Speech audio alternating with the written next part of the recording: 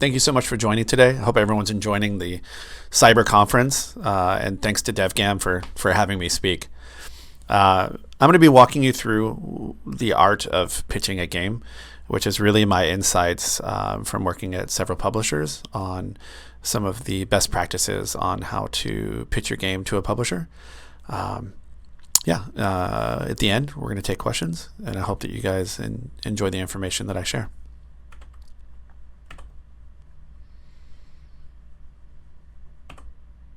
My name is Michael Schauble. I am currently the Director of Business Development at tinyBuild. Prior to that, I was at Xbox for 5 years, where I was able to build relationships and do content acquisition for Microsoft Game Studios or Xbox Game Studios, which is the AAA first-party group. I also was with ID at Xbox and was fortunate to be a part of spearheading the Game Pass program. In short, I have seen a lot of game pitches and have been able to see what has made some of those successful and where others have fallen short. And so what I'm hoping to do today is give you some of those best practices and walk you through how to really get the most out of your pitch and the possible partnerships that you gain. All right, so a lesson in rejection. I'm going to talk to you about a story of my early 20s, and some of it may make sense and some of it might not.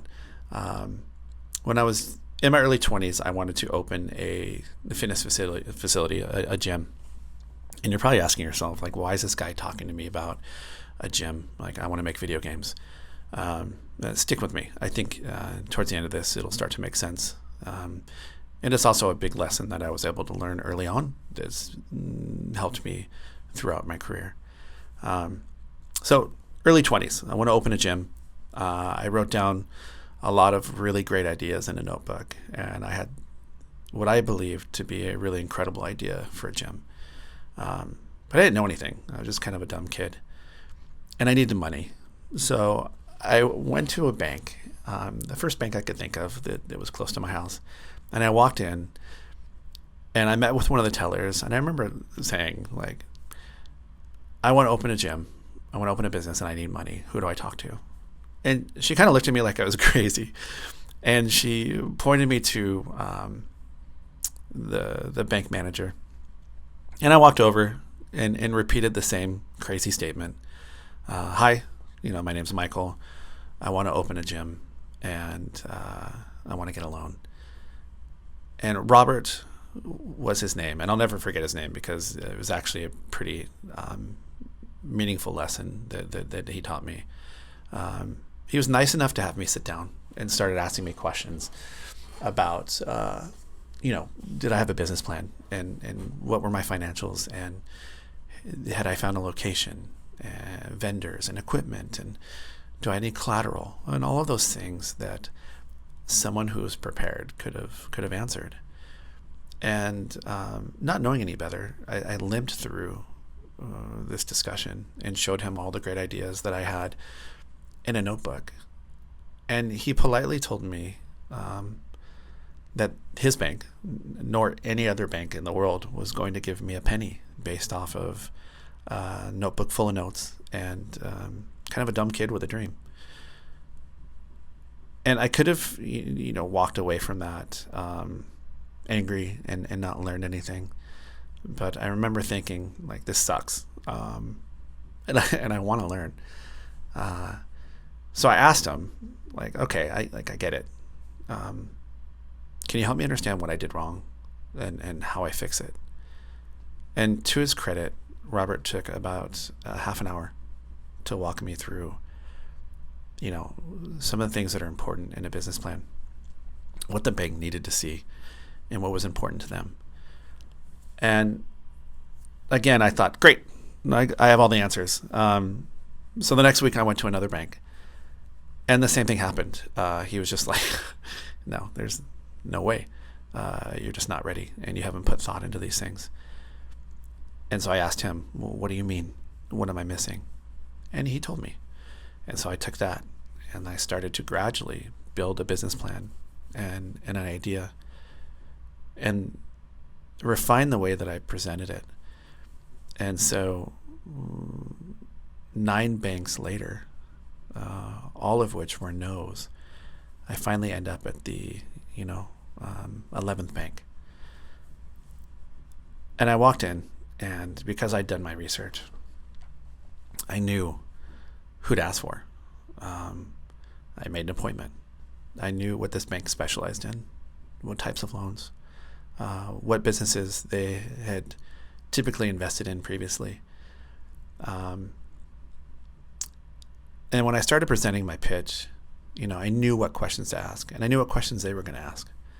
And a few minutes into the presentation, the bank manager made a comment and said, "Man, this is the best business plan I've seen. Like, we want to give you a loan. We want to work with you." And I remember thinking, like, man, that's crazy, because just a couple months ago, I didn't know what the hell I was doing.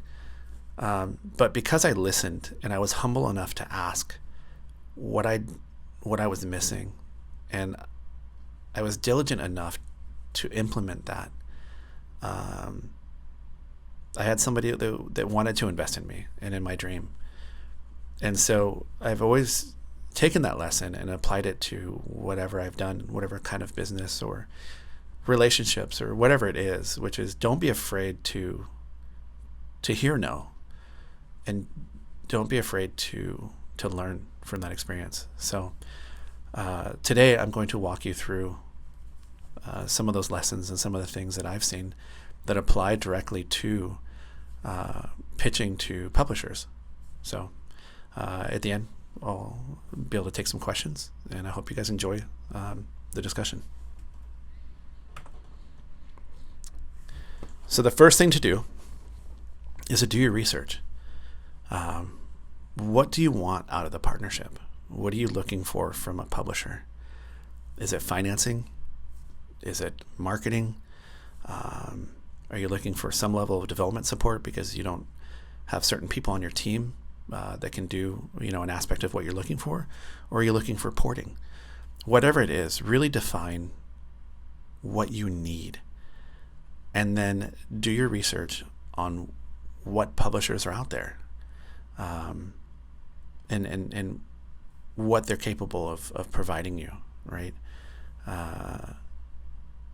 And when you look at the different publishers, there's large AAA publishers, there's small indie, and then there's everything in between.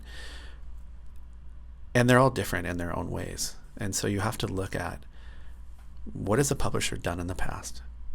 What type of genres do they lean towards? Where have they had success previously? What types of projects, meaning how large? What was the budget? Is that in alignment with your project? And then, just basically getting a feel for whether this is a publisher that aligns with you and your team and your dream. And so without doing that research and really understanding who you're trying to make a partnership with, it's going to be very hard for you to move past that first step. The other piece is leverage your network. Most times there's another developer that's in your community, or someone that you've worked with in the past that has worked with that publisher. Ask them, what was the experience like? How are they treated? Who did they talk to? Who helped them get through that kind of initial wall of breaking through and being able to speak to decision makers at a publisher? So those are all things that you really need to work on before you're ready to ever present your pitch. Now, once you've done your research and you know who you're reaching out to and you know why you're reaching out to them, and you're doing it in a way where you're talking to the right people, well, now you need to provide the right information, right? And part of that is identifying what you need to be successful. And starting with that is your budget. This is a big one. I see this get messed up quite a bit when developers are pitching to publishers. A lot of times people are afraid to ask for money, and at the end of the day, that's what you're doing no matter what, and so you shouldn't be afraid to do so. What I've always told partners is, sell me, talk to me on what you need to make the best game possible. Give me what, help me understand what you need to create your dream, to create the best game that you can possibly create. And I think that there's too many publishers out there that have been burned on this aspect, where a developer is dead set on, they can do this thing for this much money, and they know in the back of their minds that they can't. And so ultimately the project either needs to get more funding or more resources. It gets, delayed, or the developer loses faith, the publisher loses faith. And so none of that are good outcomes. So be very honest and, realistic with your budget. Staffing plan. If you know that your team is not large enough, or you know that you're going to need to bring people on to do what it is that you're proposing, help the publisher understand how you're going to do that. Do you have people identified already? How much are they going to cost? How long is it going to take you to get those people onto your team? It goes a long way for a publisher to see that you've got a group of people who believe in you. They're willing to work for you, and you already know how to get these folks, or you've got a plan on how to bring them on. And then finally, the production timeline. Again, being conservative and being honest with yourself on how long you believe it's going to take you to create this game is very important. The last thing you want to do is overpromise and underdeliver. So make sure you're giving yourself enough time to do what it is that you need to make a great experience. Now, once you've talked to them about or presented your budget and your staffing plan, your production timeline, the next thing they're going to wonder is, why you? Why you out of all of the developers and the people that they talk to? What's special about you? And I believe there's probably is something special about every single developer out there. So tell them, show them, what have you done before? What unique experience do you have that's going to lend to the success of this project? What does your team specialize in? Why are you guys, or the group that you're with, why are you passionate about this project? Help the developer understand, help the publisher understand who you are. And as they understand who you are and gain confidence in you, that's going to help them want to invest in you, not just the game idea, but in you. And then in addition to that, why your game? Publishers are going to see hundreds and hundreds and hundreds of game ideas. And everyone thinks their game idea is amazing. And a lot of them are. But what is it about your game? What are you innovating? What questions or, what things are you changing or providing to users that they're not getting in other experiences? If your title is similar to another established franchise, how are you going to break into that market share? How are you going to pull those users away from a game that they're already playing that's already an established franchise? And the one thing I always ask myself and the developer is, why does the world need this game? What about it is great and special and innovative and interesting and fun? So be ready to talk about those things and really highlight those items. And then finally, as far as providing information that I think publishers find really valuable, is don't be afraid to provide options. A lot of times I will see a developer give one budget, one timeline, one path. And I think that's unfortunate, because I think that there's so many different titles and so many different levels of, what we would consider to be interesting, or something that may be risky, or something that's a no-brainer, that if you provide options to the publisher and kind of lead them to, many ways on how to work with you, that's really going to help. So what I mean by that is provide an option for a prototype. Talk about what you're going to prove out in your prototype from a technical standpoint, or a core loop standpoint, or finding the fun factor, right? Talk about why that prototype's important, and how much it's going to cost, and how long it'll take you to get there. And show that as an option. And then show, what does an MVP look like? A minimum viable product. What features would you include? What does that experience look like at launch? And how long and how much? And then talk about, a fully rich featured game that is everything that you wanted to accomplish. What's the cost? What's the timeline? What's the budget? Or what's the schedule? And then finally, go even above that. Show, what does this look like if you were to address now what possible DLC or games as a service elements look like? How are you going to engage users after the initial launch and several years into the life of the product? And I think that if you show a publisher that you've thought about all of those different things, and you provide options and pricing for each one, it allows them to be creative with you and find a way to work with you. All right, so you've done your research. You know what you want. You've put together all the information that's going to help you be successful, and you've given the publisher all the information that they need. Now, you have to show them. So I joke here when I say a picture is worth a fully funded game. And I always ask, again, developers and myself, how would you present to a 3-year-old? Because there's not a huge difference between a 3-year-old and the folks writing checks. I know it's a horrible thing to say, but it kind of is what it is. People who are making decisions are incredibly busy. They see a ton of pitches. And they don't have a lot of time to dig into really deep details. And so unless you are capturing their heart and their mind with visuals and a clear representation of what your game and experience is, they're going to walk away and never know.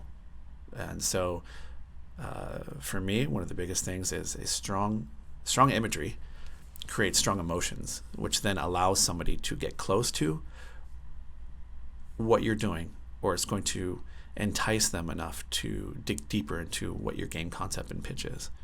And the way to do that is, provide a gameplay video of true gameplay. Have a viable build if you have one. Showcase the visual fidelity target of, what are you going to be targeting in the game? What is the game going to look like? Show them the characters, the environments, the world of what this is. And there's so many times that I've looked at a pitch and I've been like, this is a really cool idea. I can't wait to get my hands on this. And I read more and I read more and I read more, and I get into, the last page of the pitch, and I realize I have no idea what the hell this game looks like and feels like. I have no idea what the minute-to-minute gameplay is. And so make sure that you're showing the either a description and visual representation of what the core minute-to-minute loop is, so people understand exactly what it is.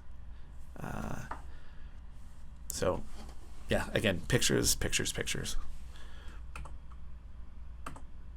Okay, so you have done your research, identified a publisher, you've given the information, and you've shown them visually what you're going to create. The next step is stay strong. You've done all the work. Now you need to prove that you believe in your concept. And I say that because good publishers are going to try and poke holes in your idea. It's frankly, they have to.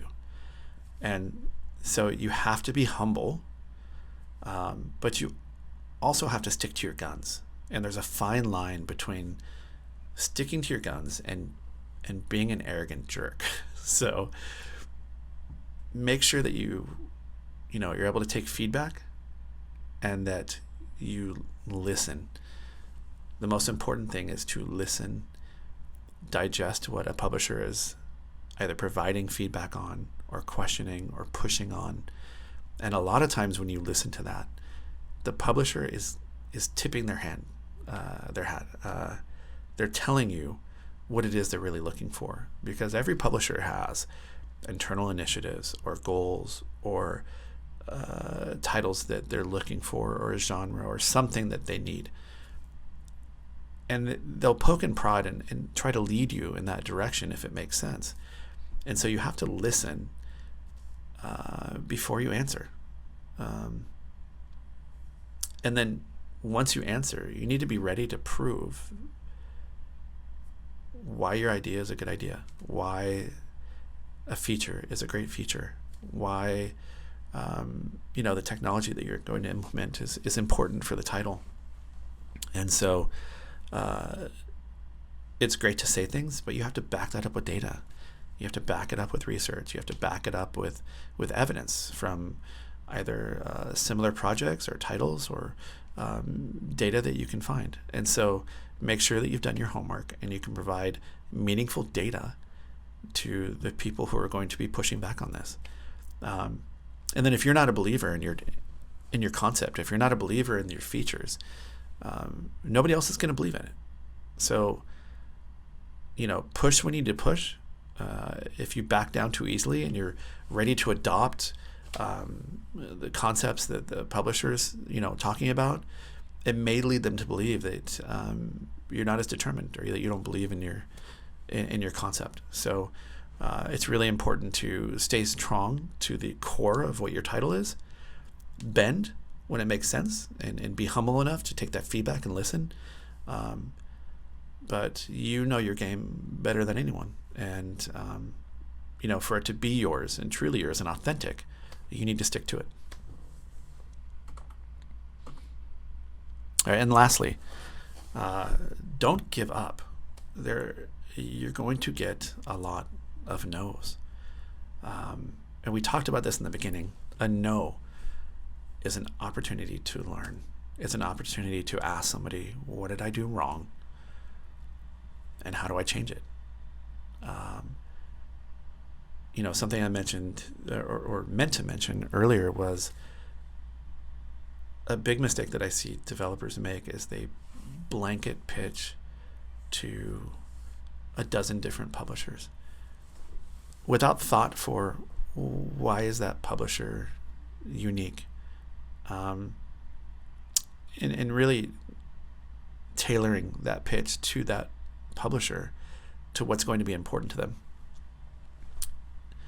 And it also alleviates it keeps you from being able to learn from the no's.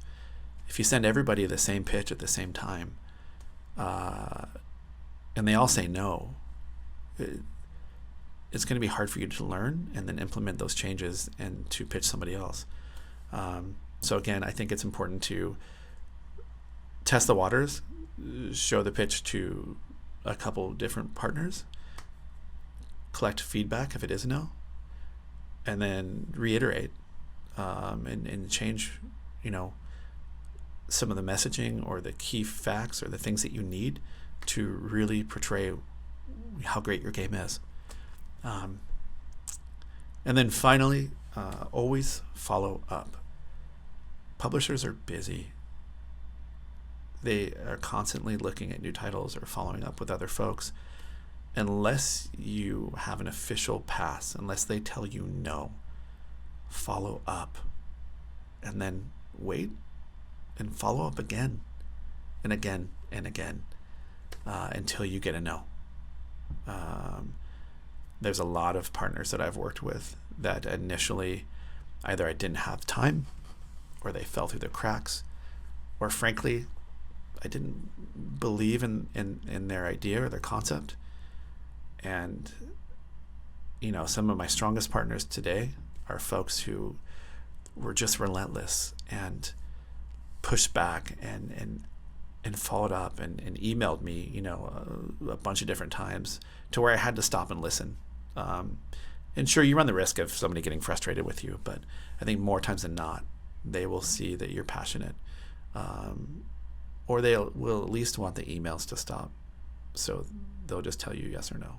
So anyway, so to conclude, do your research. Include the right information that are going to be important to your audience. Provide visuals that are meaningful for your experience, that allow someone to feel and understand why the concept is important and what you're trying to do and what you want users to see and feel. Stay strong in your convictions. If you believe that features or concepts are important and innovative, don't let anybody, change that for you. And then finally, don't give up. So thank you so much for listening to my talk. I hope that there's some points here that made sense or help you along your way. My information is on the slide. If you have any questions or want to, talk about your pitch or have, tinyBuild take a look at it, please send us your pitch or email me, and I'm happy to discuss anything that we talked about here or anything that you're working on in the future. And then finally, I'd like to say, we're really fortunate to work in this industry.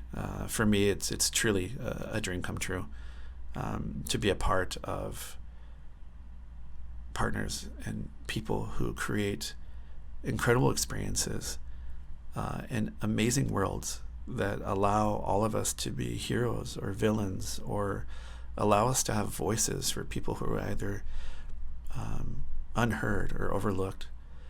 And we can create platforms for people to avoid or get away or be distracted by politics and social health issues for just a few minutes and come together to be friends.